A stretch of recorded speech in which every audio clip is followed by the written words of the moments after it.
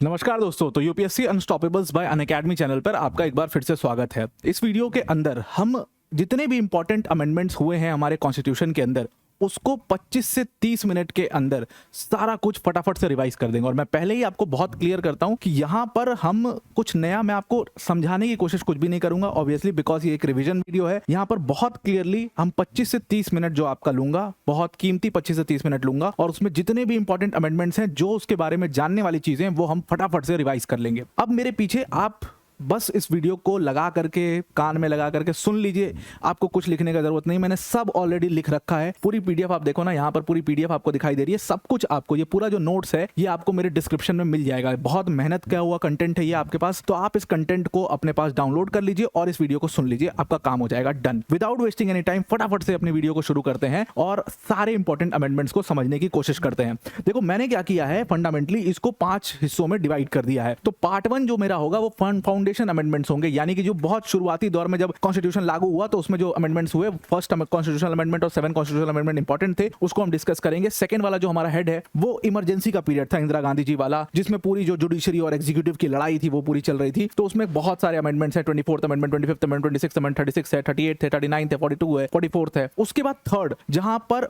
Local self governments का development होता है, फेडरलिज्म का स्ट्रक्चर आप थोड़ा सा स्ट्रांग होते हुए देखते हो, स्टेट्स को पावर दी जाती है, स्टेट्स को थोड़ा सा बनाया जाता है और पॉलिटिक्स में थोड़ा सा स्टेबिलिटी आती है। वो सारे अमेंडमेंट्स हम यहां पर देखेंगे। 52nd amendment, 61st, 69, 71st, 73rd, 74th, तो ये सारी चीजें हम यहां पर देखेंगे। फेडरलिज्म से रिलेटेड स्ट्रक्चर्स को हम मोस्टली यहां पर देखने की कोशिश करेंगे। Then comes the educational and the reservation type of reforms, तो वो 86 कॉन्स्टिट्यूशनल अमेंडमेंट है, 89 कॉन्स्टिट्यूशनल वो भी डिस्कस करेंगे। और उसके साथ फिर कुछ रिसेंट जो अमेंडमेंट्स रहे हैं 2014 का, 16 का, वो सब हम देखेंगे यहां पर इस तरीके से। तो इसको 5 हिस्सों में मैंने डिवाइड कर दिया। Without wasting any time, without cutting the crap, बस वीडियो में आगे जाने से पहले एक छोटी सी अनाउंसमेंट अनअकैडमी टीम की तरफ से कि अगर आप यूपीएससी सीएससी की प्रिपरेशन कर रहे हो, Unacademy is your one stop solution. Unacademy का फाउंडेशन कोर्स आप ज्वाइन कर सकते हैं, जिसमें इस बार आपको फिर से 50% का डिस्काउंट दे दिया गया ऑन ह्यूज स्टूडेंट रिक्वेस्ट, और ये कोर्स अब आपको 17,999 के अंदर मिल जाएगा। यहां पर आपको इंडिया के टॉप एजुकेटर्स जैसे मृणाल सर, प्रतीक सर, सुदर्शन सर जैसे एजुकेटर्स आपको पढ़ा रहे होंगे। ध्यान में रखिएगा ये ऑफर लिमिटेड टाइम पीरियड के लिए, तो इसको आप जल्दी से जल्दी अवेल कर लीजिए। लिंक इसका डिस्क्रिप्शन में अगेन आपको मिल जाएगा। Now coming on to the topic straight up forward, जो कि है फर्स्ट कॉन्स्टिट्यूशनल अमेंडमेंट एक्ट। अब देखो 1950 में हमारा कॉन्स्टिट्यूशन बना और अगले ही साल 1951 में ही हमें अपने कॉन्स्टिट्यूशन के अंदर अमेंडमेंट करना पड़ गया। ऐसी क्या मजबूरी रही थी? तो देखो क्या था कि सबसे पहली चीज थी, उस समय पर देश में जो हमारी सरकार थी वो सोशलिस्ट स्ट्रक्चर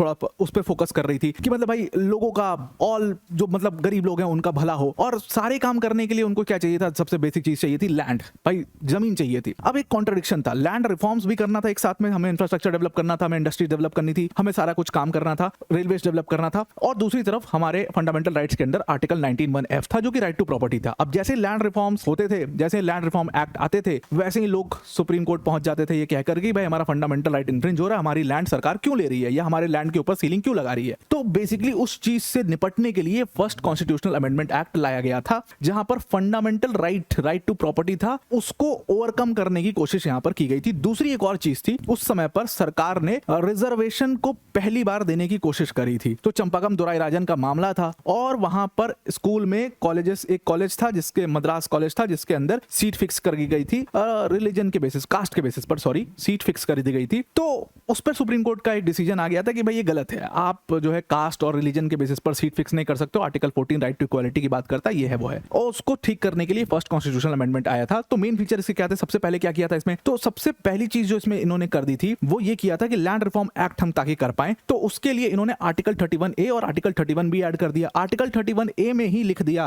पंडित नेहरू थे उस समय पीएम, तो आर्टिकल 31A में ही लिख दिया कि अगर लैंड रिफॉर्म्स लाने के लिए कोई लॉ, लैंड रिफॉर्म से रिलेटेड कोई लॉ आ रहा है, तो वो लॉ सिर्फ इसलिए वॉइड नहीं हो जाएगा कि वो फंडामेंटल राइट्स को इन्फ्रिंज करता है, यानी कि फंडामेंटल राइट्स बेसिकली एक तरीके से आपका इस पर अप्लाई नहीं होगा। तो 31A ऐड करके उसमें साफ साफ ये लिख दिया। 31B से उन्होंने कहा कि जो भी लॉ लैंड रिफॉर्म से रिलेटेड 9 शेड्यूल में डाल देंगे, मतलब लैंड रिफॉर्म से नहीं, कोई भी लॉ अगर 9 शेड्यूल में डाल देंगे तो वो उसका जुडिशियल रिव्यू नहीं हो सकता है। जुडिशियल रिव्यू यानी कि आप सुप्रीम कोर्ट में जाकर के उसको चैलेंज नहीं कर सकते। और इससे उन्होंने सबसे इंपॉर्टेंट चीज चीज की कि 9th शेड्यूल को उन्होंने बना दिया और 9th शेड्यूल में कुछ भी चला जाएगा तो वो जुडिशियल रिव्यू के परे हो जाएगा, तो सुप्रीम कोर्ट में उसको चैलेंज नहीं कर सकते। इस तरीके से लैंड रिफॉर्म्स करना इन्होंने शुरू किया। दूसरी एक और इंपॉर्टेंट चीज इसमें की कि इन्होंने 19 सब क्लॉज 2 मतलब 19 का जो रीजनेबल रिस्ट्रिक्शन है आर्टिकल 19 के अंदर उसको ऐड किया। इन्होंने कहा कि भाई आर्टिकल 19 मतलब मीडिया के ऊपर और तमाम चीजों के ऊपर उन्होंने रिस्ट्रिक्शंस लगाना इससे शुरू किया, तो रीजनेबल रिस्ट्रिक्शन को यहां पर ऐड किया। ये फर्स्ट कॉन्स्टिट्यूशनल अमेंडमेंट से किया गया। Second that is 7th constitutional amendment act 1956। 7th constitutional amendment 1956 ये पीरियड आपको ध्यान में ही होगा, आपने पढ़ भी रखा होगा पॉलिटी में। ये स्टेट रीऑर्गेनाइजेशन का पीरियड था जहां पर स्टेट्स ने डिमांड करी कि भाई हमें रीऑर्गेनाइज किया जाए लिंग्विस्टिक बेसिस पर, लैंग्वेज के बेसिस पर, और उसके लिए एक कमीशन आपको ध्यान में रखना है जो आपको ध्यान में आ भी गया होगा, फजल अली कमीशन, जिसके मेंबर थे के एम पनिक्कर और एच एन कुंजरू। ये लोग उसमें मेंबर थे। इन्होंने रिकमेंडेशन दी थी कि भाई स्टेट का रीऑर्गेनाइजेशन होना चाहिए लिंग्विस्टिक बेसिस पर, यूनियन टेरिटरीज आपको फॉर्म करना चाहिए और स्टेट्स की बाउंड्रीज भी चेंज करनी चाहिए, बहुत ज्यादा अनइक्वल बाउंड्रीज भी हैं, तो ये 3 चीजें आपको करनी चाहिए और वही एग्जैक्टली किया गया। तो इस constitutional amendment 7th constitutional amendment से एग्जैक्टली वही किया गया। तो पहले हमारे पास क्या थे, ए बी सी और डी, 4 कैटेगरी ऑफ स्टेट्स थे, उसको चेंज करके हमने फिर इसमें स्टेट्स और यूनियन टेरिटरीज अलग अलग बनाया और स्टेट्स का रीऑर्गेनाइजेशन करना शुरू किया लैंग्वेज के आधार पर। ये 7th कॉन्स्टिट्यूशनल अमेंडमेंट एक्ट से किया गया था। तो आपको ध्यान में होगा कि पहले 4 कैटेगरी ऑफ स्टेट्स हुआ करते थे, उसके बाद ये चेंज होकर के 1956 में इस अमेंडमेंट के बाद 14 स्टेट्स बन गए और 6 यूनियन टेरिटरीज बन गए और फिर टाइम टू टाइम वो चेंज होती रही। इसके बाद अब हम आते हैं उस पीरियड पर, यानी कि जिसको हम इमरजेंसी पीरियड कहते हैं, जो इंदिरा गांधी का पीरियड था। अब उसमें 24th अमेंडमेंट आता है इंदिरा गांधी का और इसमें पूरी तरीके से लड़ाई जो है इंदिरा गांधी और सुप्रीम कोर्ट के बीच में आपको दिख रही है। इसमें हुआ क्या था, इसका पूरा मुद्दा पहले हम समझते हैं, उसके बाद हम इसके फीचर्स देखते हैं। तो सबसे पहले क्या था कि देखो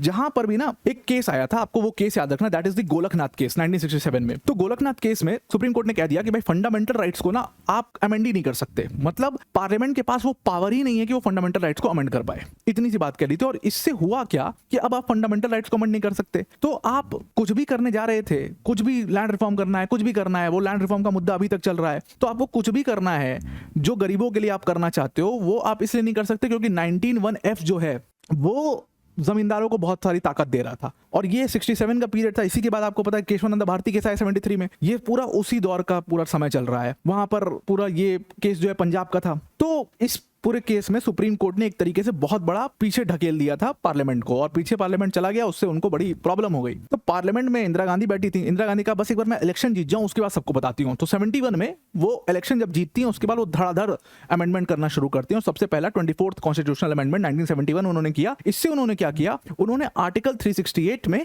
क्लॉज 4 जुड़वा दिया और आर्टिकल 368 के अंदर क्लॉज 4 जुड़वा करके उन्होंने कह दिया कि पार्लियामेंट के पास पावर है कि वो कॉन्स्टिट्यूशन में कुछ भी अमेंड कर सकते, कुछ भी मतलब कुछ भी, वो फंडामेंटल राइट्स को भी अमेंड कर सकते हैं, साफ लिखवा दिया उसमें। और आर्टिकल 13 था, आर्टिकल 13 जो कि पूरे फंडामेंटल राइट्स को पावर देता है कि भाई फंडामेंटल राइट्स को अगर कोई भी लॉ इन्फ्रिंज करेगा तो सीधा कोर्ट चले जाना। आर्टिकल 13 के अंदर भी उन्होंने एक क्लॉज ऐड करवाया, 3rd क्लॉज, और उसमें भी लिखवा दिया कि भाई आर्टिकल 368 ना 13 पर अप्लाई होगा ना 13 368 पर अप्लाई होगा, दोनों आर्टिकल्स में रिस्पेक्टिव क्लॉजेस लिखवा दिए। तो ये बहुत ही ग्राउंड ब्रेकिंग कहते हैं कि इसको, मतलब ग्राउंड ब्रेकिंग लॉ कहा जाता है। दूसरी चीज, प्रेसिडेंट की पावर को कम कर दिया। यहाँ पे कहा कि भाई प्रेसिडेंट के पास अगर कोई भी लॉ जाता है तो ये नहीं कि प्रेसिडेंट उसको एसेंट नहीं देगा, प्रेसिडेंट को एसेंट देना ही है, मतलब president is bound to give his assent there. तो ये भी उसमें इंदिरा गांधी ने फिक्स करा दिया और इसको कहते हैं कि बहुत ही खतरनाक टाइप का ये, मतलब बहुत ही खतरनाक टाइप का ये अमेंडमेंट है 24th अमेंडमेंट। और अभी इतना ही नहीं, 24th अमेंडमेंट के बाद उन्होंने 25th अमेंडमेंट भी किया। ये और खतरनाक है, इसने तो पूरा गेम ही चेंज कर दिया। इसको ध्यान में रखिएगा, ये आगे भी काम आएगा। 25th अमेंडमेंट हुआ था 1971 के अंदर, जिसमें फंडामेंटल राइट्स और डायरेक्टिव प्रिंसिपल्स की जो लड़ाई थी वो इंदिरा गांधी ने खत्म कर दी। अब आप देखो कि फंडामेंटल राइट्स में आर्टिकल 19(1)(f) है और डायरेक्टिव प्रिंसिपल्स में 2 आर्टिकल्स थे, आर्टिकल 39B और 39C, जो कि सोशलिस्ट आर्टिकल्स थे। ये कहते थे कि भाई डिस्ट्रीब्यूशन होना चाहिए मटेरियल रिसोर्सेज का लोगों में और कॉन्सेंट्रेशन ऑफ वेल्थ नहीं होना चाहिए। तो भाई डिस्ट्रीब्यूशन होने के लिए लैंड रिफॉर्म होगा, लैंड जो जिनके पास बहुत ज्यादा लैंड है उनसे, जमींदारों से लैंड ले लिया जाएगा, गरीबों को दे दिया जाएगा, इस टाइप का, और कॉन्सेंट्रेशन ऑफ रिसोर्सेज नहीं होने चाहिए। तो नेशनलाइजेशन शुरू हो गया था। इंदिरा गांधी नेशनलाइजेशन भी कर रही थी, जैसे बैंक का नेशनलाइजेशन कर रही है, कोल का नेशनलाइजेशन कर रही है, एनर्जी सेक्टर को पूरा नेशनलाइज कर रही है, ये सब करना शुरू कर दिया। तो भाई अमीर लोग हैं उनको प्रॉब्लम हुई। तो फंडामेंटल राइट्स वर्सेस ये डायरेक्टिव प्रिंसिपल्स का पूरा मामला था। इसको भी ठिकाने इंदिरा गांधी ने 25th अमेंडमेंट से लगवाया। कैसे किया, उन्होंने एक आर्टिकल 31C इंट्रोड्यूस किया। हमने देखा था नेहरू जी ने, इनके फादर ने 31A और 31B इंट्रोड्यूस किया, इन्होंने 31C इंट्रोड्यूस किया। और 31C में इन्होंने कहा कि अगर कोई भी लॉ बनता है जो आर्टिकल 39B और आर्टिकल 39C को इंप्लीमेंट कर रहा है तो वो लॉ जो है वो भाई अप्लाई नहीं होगा। अगर वो 14 के अगेंस्ट भी है, 19 के अगेंस्ट भी है, तो भी कोई दिक्कत नहीं है, 14 और 19 को इन्फ्रिंज कर सकते हैं। यानी कि मतलब कहने का मतलब ये था कि डीपीएसपी के 39B और 39C प्रिवेल कर जाएंगे फंडामेंटल राइट्स के ऊपर। इसमें भी बड़ा बवाल मरा कि मतलब ऐसे कैसे कह सकते हो, फंडामेंटल राइट्स जो कि जस्टिसेबल है, डीपीएसपी जस्टिसेबल भी नहीं है, फिर भी इसको ज्यादा पावर क्यों मिल रही है। बट इंदिरा गांधी तो इंदिरा गांधी थी, तो 1971 में ये कर दिया उन्होंने। फिर 26 कॉन्स्टिट्यूशनल अमेंडमेंट किया। आप देखो एक ही ईयर में 3 फटाफट से कॉन्स्टिट्यूशनल अमेंडमेंट किया, और इससे अब वो जमींदारों के खिलाफ थी, राजा महाराजाओं के खिलाफ थी, टाइटल्स जो मिल रहे थे राजा महाराजा को उनके भी खिलाफ थी। और आपको पता है कि राजाओं को जब उनकी जमीनें ली गई, जब उनको भारत में अधिग्रहण कराया गया, तो उनको एक प्रॉमिस दिया गया था कि भाई आपको जो है एक प्रीवी पर्स मिलेगा, यानी कि पेंशन टाइप का मिलेगा, ये अमाउंट आपको सरकार पे करेगी। और उसके लिए सरकार ने बाकायदे प्रावधान रखा था कॉन्स्टिट्यूशन के अंदर, तो उसको उन्होंने खत्म कर दिया। तो 26 अमेंडमेंट से उन्होंने प्रीवी पर्स को एबॉलिश कर दिया। प्रिंसेस का रिकॉग्निशन, जो कॉन्स्टिट्यूशनल रिकॉग्निशन था, वो खत्म हो गया। और इससे उन्होंने क्या किया, 2 आर्टिकल्स में अमेंडमेंट की, आर्टिकल 291 और 362, दोनों को रिमूव कर दिया और एक आर्टिकल ऐड किया 363A, और उसी आर्टिकल में लिखवा दिया कि अब कोई प्रीवी पर्स कुछ नहीं, यहां पर किसी को कुछ भी नहीं मिलने वाला। उसके बाद सबसे इंपॉर्टेंट अमेंडमेंट है, that is 36 constitutional amendment act 1975। अब ये 1975 का वो दौर है जब इमरजेंसी लग गई थी। इमरजेंसी लगने के जस्ट बाद उन्होंने तमाम चेंजेस यहां पर करने शुरू किए। ये जो पूरा है चेंज, ये जो अमेंडमेंट है, ये सिक्किम से related and it's a good amendment. तो सिक्किम के साथ क्या था, देखो सिक्किम जो है वो चोग्याल डायनेस्टी के अंदर में था, हमें पता ही है। और चोग्याल डायनेस्टी जो है उसमें जो लोग थे वो चाहते थे कि भारत के साथ पूरे मिल जाएं। तो देखो 74 के पहले भारत, सिक्किम एक प्रोटेक्टरेट स्टेट था, जहां पर भारत सिर्फ इनको प्रोटेक्शन देता था, बाकी ये सब लोग अपना खुद देखते थे। फिर 35th अमेंडमेंट एक किया गया था 1974 में ही, और सिक्किम को एसोसिएट स्टेट बना दिया गया था, जिसमें इंटरनल ऑटोनॉमी पूरी सिक्किम के पास रहेगी, बाकी सारा फॉरेन रिलेशंस और ये सब भारत, डिफेंस ऑफेंस सब भारत देख लेगा। लेकिन फिर उसके बाद 36 अमेंडमेंट किया गया जस्ट अगले साल 1975 में, और सिक्किम को एक कंप्लीट स्टेट का दर्जा दे दिया गया, और सिक्किम इस तरीके से 22nd स्टेट बना। और इसके साथ एक आर्टिकल और ऐड किया गया जिसको आर्टिकल 371F कहते हैं, जिससे सिक्किम को स्पेशल प्रोविजंस मिले। और इसके साथ उन्होंने इसको फर्स्ट शेड्यूल में भी अमेंडमेंट किया, और फर्स्ट शेड्यूल में सिक्किम का नाम भी जुड़वा दिया। अब हमारे देश में 22 स्टेट हो गए, और फर्स्ट शेड्यूल में एक स्टेट और आकर के जुड़ गया। इसके बाद आता है 38 कॉन्स्टिट्यूशनल अमेंडमेंट एक्ट 1975। ये इमरजेंसी का पीरियड है पक्का वाला, और उससे रिलेटेड जितने रिफॉर्म्स थे ये इन्होंने किए। तो इमरजेंसी डिक्लेयर हो गई थी 1975 में, और उस समय पर एक इंदिरा गांधी को एक बहुत बड़ा झटका लगा था। तो इंदिरा गांधी ने चुनाव लड़ा था, उस चुनाव को लेकर के बहुत मुद्दे उड़ गए थे उस चुनाव को लेकर के, इंदिरा गांधी के चुनाव को लेकर के। और कहा जाता है कि इमरजेंसी लगी भी इसीलिए थी क्योंकि इंदिरा गांधी को चुनाव का बड़ा झटका लगा था। उसके बाद ये इमरजेंसी इसीलिए उन्होंने लगा दी थी। अब इसमें इमरजेंसी में क्या होता है कि इमरजेंसी का एक प्रोसेस होता है कि भाई इमरजेंसी जब प्रेसिडेंट प्रोक्लेम करता है, उसमें साफ साफ वर्ड लिखा हुआ है कि प्रेसिडेंट सेटिस्फैक्शन की जरूरत होती है, प्रेसिडेंट सेटिस्फाई होना चाहिए कि इमरजेंसी का टाइम आ गया इसलिए मुझे लगाना है। तो इसमें क्या था कि प्रेसिडेंट का सेटिस्फैक्शन कोर्ट में चैलेंज हो जाता था कि भाई किस बेसिस पर प्रेसिडेंट सेटिस्फाइड हो गया, सिर्फ प्राइम मिनिस्टर की बात सुन के। और कहते हैं कि इंदिरा गांधी ने फोन करके इमरजेंसी लगवा दी थी, बाकी किसी का कोई कुछ नहीं पता था। तो ये 38 कॉन्स्टिट्यूशनल अमेंडमेंट एक्ट से इंदिरा गांधी ने क्या कहा कि इमरजेंसी जो है वो प्रोक्लेम की जा सकती है, और जो प्रेसिडेंट का सेटिस्फैक्शन है उस पर कोई जुडिशियल रिव्यू नहीं होगा, यानी कि फिर से जुडिशियल रिव्यू यानी कि कोर्ट को रिस्ट्रिक्ट करने की यहां पर कोशिश करी थी। उन्होंने कहा national emergency, presidents rule, financial emergency, ये सारी इमरजेंसी जो है वो प्रेसिडेंट लगा सकता है और कोर्ट में चैलेंज नहीं होगा। उसके अलावा 2 और चीज करी थी यहां पर प्रेसिडेंट और गवर्नर के साथ में, कि प्रेसिडेंट और गवर्नर जो है ना, इन प्रेसिडेंट और गवर्नर जो भी ऑर्डिनेंस लेकर के आते हैं इस पर भी कोई जुडिशियल रिव्यू मतलब नहीं हो सकता, यानी कि ये भी ऑर्डिनेंस पावर्स जो है प्रोटेक्टेड है, इसका भी कोई जुडिशियल रिव्यू नहीं है, कोर्ट नहीं जा सकते आप इनके ऑर्डिनेंस के खिलाफ। मतलब ये ऑर्डिनेंस ला करके कुछ भी कर सकते हैं, मतलब इलीगल चीज भी कर सकते हैं, ये इनका मतलब था, ये इन्होंने कर दिया। फिर आया 39 कॉन्स्टिट्यूशनल अमेंडमेंट एक्ट 1975 जस्ट उसके बाद, और उससे इसमें क्या हुआ था, ये पूरा मामला जो है वो इनके इलेक्शन से रिलेटेड मामला था। तो इनके इलेक्शन से रिलेटेड मैंने बताया ना कि एक प्रॉब्लम हो गई थी, इंदिरा गांधी रायबरेली की सीट से चुनाव लड़ रही थी, उनके खिलाफ राजनारायण लड़ रहे थे, और राजनारायण ने इलाहाबाद हाईकोर्ट में एक केस ठोक दिया इंदिरा गांधी के खिलाफ कि इन्होंने गवर्नमेंट मशीनरी का गलत इस्तेमाल करके प्रचार किया है और मुझे चुनाव हरवाया है। इलाहाबाद हाईकोर्ट को मामला सही लगा, उन्होंने जांच करी और उन्होंने इंदिरा गांधी के खिलाफ डिसीजन दे दिया और इंदिरा गांधी के इलेक्शन को वॉइड घोषित कर दिया। उसी के बाद कहते हैं इमरजेंसी लगी थी, इंदिरा गांधी ने अपनी सीट बचाने के लिए इमरजेंसी लगा दी थी। उस चीज को ठीक करने के लिए इन्होंने कह दिया साफ साफ 39th अमेंडमेंट करके कि भाई 4 पोस्ट हैं, president, vice president, prime minister और स्पीकर। इनके इलेक्शन से रिलेटेड कोई भी डिस्प्यूट होगा ना तो वो सुप्रीम कोर्ट नहीं सुन सकता, वो कोई भी कोर्ट नहीं सुन सकता, it is out of judicial review, उसका कोई कुछ नहीं होगा। हम एक ट्रिब्यूनल बना देंगे, वो इसको सुनेगा, लेकिन कोर्ट नहीं सुन सकता इसको। President, vice president, prime minister और स्पीकर, खुद प्राइम मिनिस्टर थी और उनके खिलाफ ये डिसीजन आ गया था, इसलिए उन्होंने ये किया था। हालांकि बाद में कोर्ट ने इसको जब केशवानंदा भारती केस 1973 का हुआ तो उसमें बेसिक स्ट्रक्चर डॉक्ट्रिन आई थी, तो फिर इसको चैलेंज किया गया था इस पूरे 39th अमेंडमेंट को। तो उसमें कोर्ट ने कह दिया था कि हाँ भाई ये बेसिक स्ट्रक्चर का वायलेशन है, जुडिशियल रिव्यू को कैसे आप इन्फ्रिंज कर सकते हो। फिर आता है मिनी कॉन्स्टिट्यूशन यानी कि 42nd कॉन्स्टिट्यूशनल अमेंडमेंट एक्ट। ये सबसे इंपॉर्टेंट है, मतलब इंदिरा गांधी ने कहा कि सब हटाओ यार, सब बहुत हो गया नाटक, 76 में बहुत हो गया नाटक, अब मैं नया कॉन्स्टिट्यूशन लिख देती हूँ। तो ये बहुत बड़ा है, वैसे हमें कुछ स्पेसिफिक चीजें इसके बारे में जाननी है। तो 42nd constitutional amendment act time पता ही चल गया होगा आपको, इंदिरा गांधी चाह रही थी मैं सबकी पावर खा जाऊं, लेकिन कुछ अच्छी चीजें भी की थी। तो सबसे अच्छी चीज इसमें इन्होंने ये की थी कि प्रियम्बल के अंदर उन्होंने 3 शब्द ऐड कर दिए, सोशलिस्ट, सेकुलर और इंटीग्रिटी। अब इससे क्या चेंज हो गया, कोई बहुत चेंज तो नहीं हुआ, कोई इसका ऐसा मतलब तो नहीं था, लेकिन सिंबॉलिक तौर पर ये तीनों चीज ऐड कर दी। फिर फंडामेंटल ड्यूटीज से ऐड की उन्होंने, उसमें आर्टिकल 51A को ऐड किया, पार्ट 4A को उसमें ऐड कर दिया। इसमें इन्होंने एक बड़ी इंपॉर्टेंट चीज करी थी, दैट इज कि इन्होंने जो लोकसभा और स्टेट असेंबलीज का टर्म था जो कि 5 साल का होता है, उसको बढ़ा करके 6 साल कर दिया था, 1 साल ज्यादा कर दिया था। तो इसीलिए इलेक्शन 1971 में हुए थे और टेक्निकली 5 साल बाद अगर आप देखो तो 76 में इलेक्शन होने थे, लेकिन इंदिरा गांधी ने उस टर्म को बढ़ा करके 6 साल कर दिया, तो 77 में इसीलिए इलेक्शन हुए और वो हार गई। इसके अलावा उन्होंने जो डीपीएसपी को काफी स्ट्रेंथन किया था, डीपीएसपी में बहुत सारे आर्टिकल्स ऐड किए थे, जैसे आर्टिकल 39F ऐड किया था, 39A ऐड किया था, 43A ऐड किया था, 48A ऐड किया था। क्या क्या है आप इसको देख लेना। अब जितनी भी गलतियां उन्होंने 42nd कॉन्स्टिट्यूशनल अमेंडमेंट एक्ट से करी थी उसको ठीक करने के लिए यहाँ पर 44th कॉन्स्टिट्यूशनल अमेंडमेंट एक्ट लाया गया था। मतलब जितनी गलतियां उन्होंने बाकी सारे अमेंडमेंट से करी थी उसको यहाँ पर ठीक किया गया। एक चीज तो यहाँ पर कॉमन थी भाई, हर सरकार को यह था कि नहीं, हाँ सोशलिस्ट चीजें तो होनी चाहिए, गरीबों का उद्धार तो होना चाहिए, देखो गरीबों के लिए तो करना पड़ेगा। तो ये राइट टू प्रॉपर्टी ना एक बहुत बड़ा ब्लॉकेट था कि आप कुछ भी करने जाओ राइट टू प्रॉपर्टी को लेकर के लोग पहुंच जाते थे। तो सबसे पहले 44th कॉन्स्टिट्यूशनल अमेंडमेंट से मोरारजी देसाई की सरकार, जिन्होंने कहा राइट टू प्रॉपर्टी को हटा देते हैं फंडामेंटल राइट से, उन्होंने फंडामेंटल राइट से राइट टू प्रॉपर्टी को बाहर निकाला और इसको आर्टिकल 300A के अंदर डाल दिया। इससे क्या हो गया, तो अब कोई डायरेक्टली सुप्रीम कोर्ट नहीं जा सकता, अब आप नीचे कोर्ट में आप केस करो और फिर धीरे धीरे पहुंचेगा अगर सही होगा तो वो 300A के अंदर उसको डाल दिया। सबसे पहली चीज तो ये की। दूसरी चीज, इमरजेंसी जो इंदिरा गांधी ने लगा दी थी इंटरनल डिस्टर्बेंस के बेसिस पर, उस इंटरनल डिस्टर्बेंस शब्द को हटा करके इसकी जगह पर आर्म्ड रिबेलियन लिखवा दिया कि भाई हथियार से कोई सरकार गिराना चाहे, वो आर्म्ड रिबेलियन अगर होगा सरकार के खिलाफ तब जाकर के आप इमरजेंसी लगा सकते हो, इंटरनल डिस्टर्बेंस कुछ नहीं होता। और दूसरी चीज,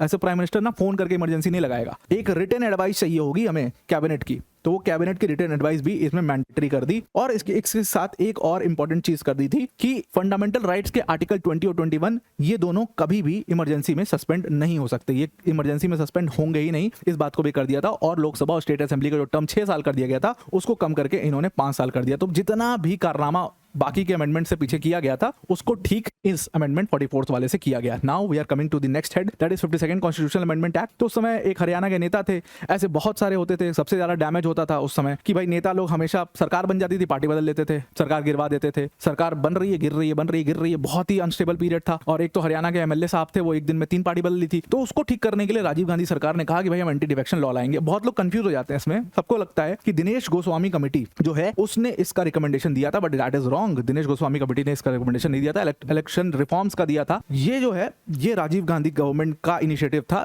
एंटी डिफेक्शन लॉ लाना। तो इससे इन्होंने एंटी डिफेक्शन लॉ लाए और उसके तहत इन्होंने 10 शेड्यूल ऐड किया और 10 शेड्यूल ऐड करके कहा कि भाई कोई भी नेता अगर अपनी मेंबरशिप खुद गिव अप कर देता है पार्टी की तो उसकी सदस्यता, हाउस की सदस्यता भी जाएगी, मतलब वो हाउस के भी बाहर हो जाएगा। और दूसरी इंपॉर्टेंट चीज इसमें उन्होंने कह दी थी कि पार्टी विप के अगर आप अगेंस्ट जाते हो तो भी वो डिफेक्शन माना जाएगा, और डिफेक्शन माना जाएगा तो आपकी सीट जो है चली जाएगी। और इसमें फाइनल जो डिसीजन मेकर होगा वो स्पीकर आपका फाइनल डिसीजन मेकर होगा। जब भी आप ये पढ़ोगे तो एक केस याद रखना, दैट इज क्योतो हलोहान वर्सेस जाचिलू का केस था, जिसमें इस लॉ को अपहेल्ड किया गया था क्योंकि इस लॉ की कॉन्स्टिट्यूशनल वैलिडिटी को चैलेंज भी किया गया था इसी केस के अंदर। तो उसको अपहेल्ड कर दिया गया था कि नहीं, अब बिल्कुल अपनी जगह पर ये लॉ ठीक है एंटी डिफेक्शन का। Then come 61st constitutional amendment act 1989। अब ये जो एक्ट है, ये एक्ट बेसिकली क्या था कि राजीव गांधी सरकार अगेन, और इन्होंने क्या कहा कि भाई यूथ को देखा, यूथ की हालत देखी कि यूथ बहुत ज्यादा है हमारे देश में, बहुत तेजी से बढ़ रहे हैं, बहुत बड़ा रोल प्ले करते हैं, पिलर रोल प्ले करते हैं, तो फिर इलेक्शन में इनको क्यों इतना लेट हम एंट्री देते हैं, तो इलेक्शन में पहले एंट्री देते हैं। तो 21 ईयर्स ऑफ एज जो वोटिंग की एज थी उसको कम करके 18 साल कर दिया गया था, और इसके लिए आर्टिकल 326 में इन लोगों ने चेंज किए थे। उसके बाद नेक्स्ट आता है 69 कॉन्स्टिट्यूशनल अमेंडमेंट एक्ट और 1991, और इसीलिए मैंने आपको कहा ना कि ये वो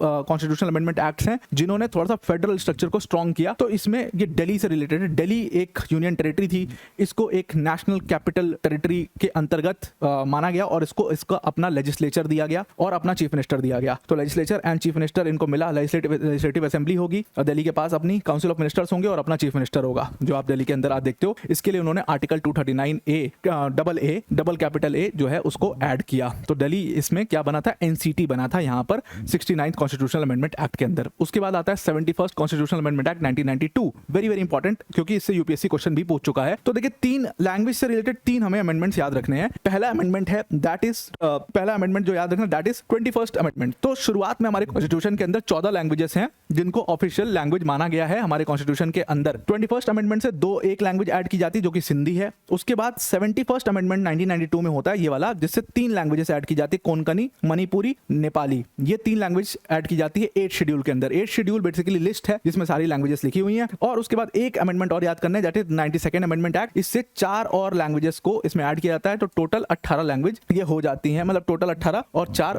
22 लैंग्वेज ये टोटल हो जाती हैं। Total languages. तो ये 3 अमेंडमेंट्स आप लैंग्वेज के पॉइंट ऑफ व्यू से याद रखना, और इसमें ऑफिशियल लैंग्वेज का उसको दर्जा दिया गया था। और एक बात और याद रखना कि कोई भी हमारी नेशनल लैंग्वेज नहीं है, जो बहुत लोग कह देते हैं हिंदी नेशनल लैंग्वेज है, कोई भी नेशनल लैंग्वेज नहीं है, ऑफिशियल लैंग्वेज 22 है हमारे पास। 73rd constitutional amendment act 1992 which is known for Panchayati Raj institution, इससे पंचायती राज इंस्टीट्यूशंस को सेटअप किया गया था। पार्ट 9 ऐड किया गया था और आर्टिकल 243 से 243 कैपिटल O इसमें ऐड किए गए थे। और इन्होंने इससे बहुत सारी चीजें की थी। सबसे पहले कि कुछ सब्जेक्ट्स थे जैसे एग्रीकल्चर, 29 सब्जेक्ट्स थे, agriculture, rural housing, minor irrigation और रूरल रोड्स, इन सबको ऐड कर दिया गया था। मतलब इन सबकी सारी जो जिम्मेदारी है वो पंचायती इसको दे दी गई थी। एक स्ट्रक्चर क्रिएट किया गया कि भाई डिस्ट्रिक्ट लेवल पर जिला परिषद होगा, इंटरमीडिएट लेवल पर पंचायत समिति होगी और विलेज लेवल पर ग्राम पंचायत होगा। तो ग्राम पंचायत सबसे बेसिक रूट होगा, उसके बाद पंचायत समिति आएगी और उसके बाद जिला परिषद आएगा। ये पूरा स्ट्रक्चर जो है वो 73rd कॉन्स्टिट्यूशनल अमेंडमेंट एक्ट 1992 से किया गया था। उसके बाद जस्ट इसका भाई, छोटा भाई, 74th कॉन्स्टिट्यूशनल अमेंडमेंट एक्ट 1992 आता है, जो कि म्युनिसिपैलिटीज को सेटअप करता है। और म्युनिसिपैलिटीज को सेटअप करके 18 सब्जेक्ट्स को इनके अंडर में म्युनिसिपैलिटीज को दे दिया गया था। और इससे भी एक स्ट्रक्चर बनाया गया कि जो बड़े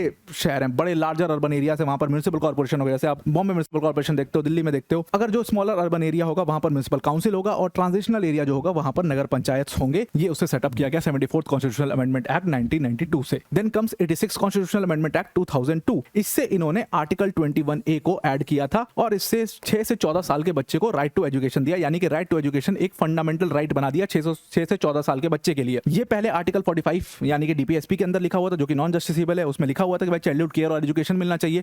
इसी को इन लोगों ने फंडामेंटल राइट बना दिया था 86 कॉन्स्टिट्यूशनल अमेंडमेंट से। और एक और इंपॉर्टेंट चीज ऐड की थी फंडामेंटल ड्यूटीज के अंदर, जो हमने देखा था 42nd अमेंडमेंट से, वो आर्टिकल 51A के पार्ट ऐड किया था, जहां पर इन्होंने कहा था कि भाई गार्जियंस की ये जिम्मेदारी है कि वो बच्चों का अच्छा रखरखाव करे, अच्छी एजुकेशन उनको दें। ये गार्जियंस की जिम्मेदारी। उसके बाद आता है 89th कॉन्स्टिट्यूशनल अमेंडमेंट एक्ट 2003, जिसने पहले क्या था कि शेड्यूल कास्ट और शेड्यूल ट्राइब्स के लिए जो नेशनल कमीशन थे वो एक ही थे। तो 89 कॉन्स्टिट्यूशनल अमेंडमेंट ने उनके लिए अलग अलग जो नेशनल कमीशन है वो बना दी। National commission for schedule caste और national commission for schedule tribe, ये दो अलग अलग उनके लिए कमीशन बन गए, जो 89 कॉन्स्टिट्यूशनल अमेंडमेंट एक्ट 2003 से हुआ। उसके बाद हमारे पास रिसेंट वाले आते हैं, जैसे सबसे पहले 99th कॉन्स्टिट्यूशनल अमेंडमेंट एक्ट है 2014 का। इससे नेशनल जुडिशियल अपॉइंटमेंट कमीशन को क्रिएट किया गया था। हालांकि सुप्रीम कोर्ट की एक जजमेंट ने फिर इसको अनकॉन्स्टिट्यूशनल घोषित कर दिया था। इससे जजेस की बहाली होगी, यानी कि जजेस की हायरिंग इससे करेंगे। जो अभी कॉलेजियम है वो सिस्टम को ओवररूल करके ये एनजैक लेके आने की कोशिश की गई थी, ताकि लेजिस्लेचर का भी कुछ कंट्रोल हो। बट यहाँ पर सुप्रीम कोर्ट ने कह दिया कि भाई बेटा हमारे में मत घुसो, हमारे सब करने दो हमें खुद से। तो इन्होंने कहा ये अनकॉन्स्टिट्यूशनल है, तो इससे हार्डली क्वेश्चन आएगा आपको। 11th कॉन्स्टिट्यूशनल अमेंडमेंट एक्ट आता है। इंडिया और बांग्लादेश के बीच में लैंड बाउंड्री एग्रीमेंट्स होते हैं, और बहुत सालों का जो डिस्प्यूट था कि ये गांव हमारा है, इंक्लेव से या एस्क्लेव है, बांग्लादेश का ये इंक्लेव है, उसको एक्सचेंज किया था। उसके बाद आता है सबसे इंपॉर्टेंट 101 कॉन्स्टिट्यूशनल अमेंडमेंट एक्ट 2016, जिससे जीएसटी अमेंडमेंट किया गया था और इससे जीएसटी काउंसिल क्रिएट की गई थी। आर्टिकल 279A इससे क्रिएट किया गया था, आर्टिकल 279A इंसर्ट किया गया था। And it is a very good example of cooperative federalism, goods and services tax का ये अमेंडमेंट था। उसके अलावा आता है 102nd कॉन्स्टिट्यूशनल अमेंडमेंट एक्ट 2018। इसमें national commission for backward classes create किया गया था। हमने देखा कि national commission for schedule cast था, शेड्यूल ट्राइब्स था, और इसको कॉन्स्टिट्यूशनल बॉडीज में मैं ऑलरेडी कवर कर चुका हूं। अगर आपने वो वीडियो नहीं देखी, लिंक में डिस्क्रिप्शन मिल जाएगा, डिस्क्रिप्शन में लिंक मिल जाएगा, जाके देख लीजिएगा। तो national commission for backward classes constitutional amendment 2018 से इन्होंने क्रिएट किया। उसके बाद आता है 103rd कॉन्स्टिट्यूशनल अमेंडमेंट एक्ट 2019। इससे इकोनॉमिकली वीकर सेक्शन वाला रिजर्वेशन दिया गया था। इसके लिए 2 आर्टिकल्स में अमेंडमेंट किए गए थे, एक आर्टिकल 15 सब क्लॉज 6 और एक आर्टिकल 16 सब क्लॉज 6। और इसके अंदर एजुकेशन और पब्लिक एम्प्लॉयमेंट में 10% रिजर्वेशन ईडब्ल्यूएस कैटेगरी को, यानी कि इकोनॉमिकली वीकर सेक्शन कैटेगरी को दिया गया था। तो ये सारे टोटल अमेंडमेंट्स है जो इंपॉर्टेंट है आपके लिए, जिसको आपको एक बार देख लेना चाहिए। अगर आपको कुछ एडिशनल इंफॉर्मेशन इनके ऊपर चाहिए और डिटेल में पढ़ना चाहिए, आपको ये पीडीएफ जो है डिस्क्रिप्शन में मिल जाएगी। इस पीडीएफ को